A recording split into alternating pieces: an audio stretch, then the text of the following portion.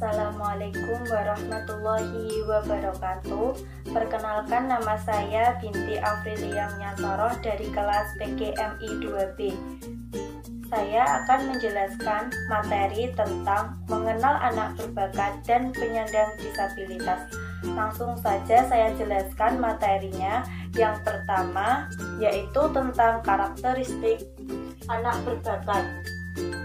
Sebenarnya ada banyak karakteristik dari anak berbakat, tapi di sini saya akan menjelaskan hanya 6.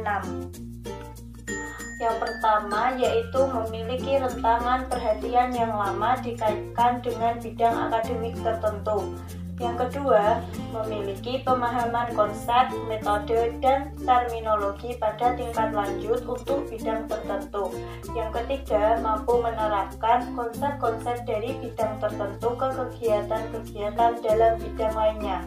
Yang keempat, adanya keinginan untuk mencurahkan sebagian besar waktu dan usahanya untuk mencapai standar yang tinggi dalam suatu bidang akademik tertentu. Yang kelima, adanya kemampuan kompetitif dalam bidang akademik tertentu untuk berbuat yang terbaik. Yang keenam, kemampuan belajar cepat dalam bidang studi tertentu. Lalu yang kedua, tentang pendekatan dalam anak berbakat melalui pembelajaran berdiferensiasi. Pendekatan pembelajaran berdiferensiasi ini menghendaki agar kebutuhan pendidikan siswa berbakat dilayani di dalam kelas reguler. Program ini menawarkan serangkaian pilihan belajar pada siswa berbakat dengan tujuan menggali dan mengarahkan pengajaran pada tingkat kesiapan, minat, dan profil belajar yang berbeda-beda.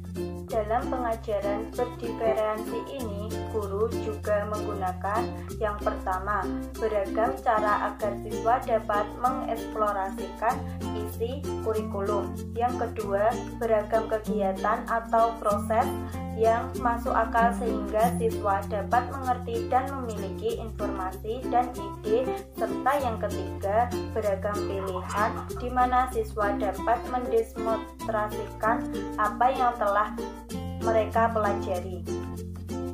Dan yang ketiga yaitu kelompok penyandang disabilitas.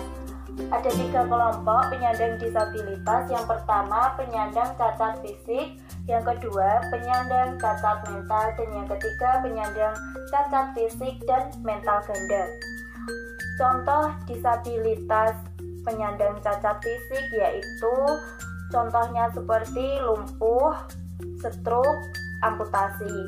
Kalau contoh dari penyandang disabilitas mental yaitu seperti demensia, afektif bipolar, retardasi mental, dan lain sebagainya.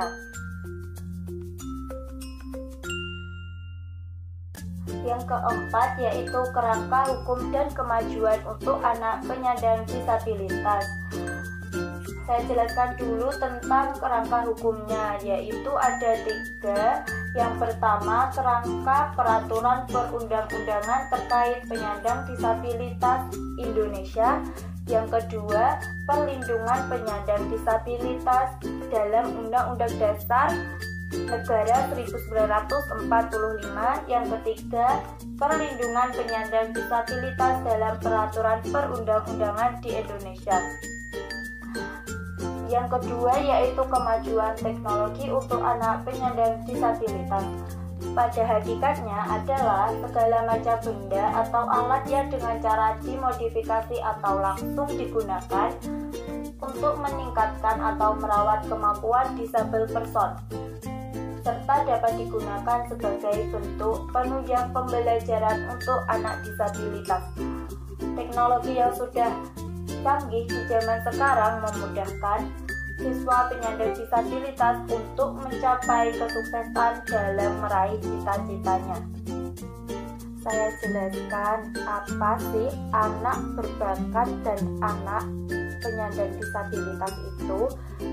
Anak berbakat adalah anak yang memiliki kemampuan atau potensi unggul dan mampu memberikan prestasi yang tinggi.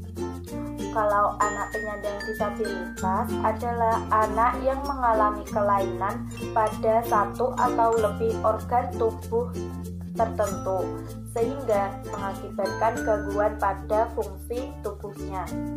Sekian materi yang saya sampaikan. Bila ada salah tutur kata dan bahasa, saya mohon maaf. Wassalamualaikum warahmatullahi wabarakatuh.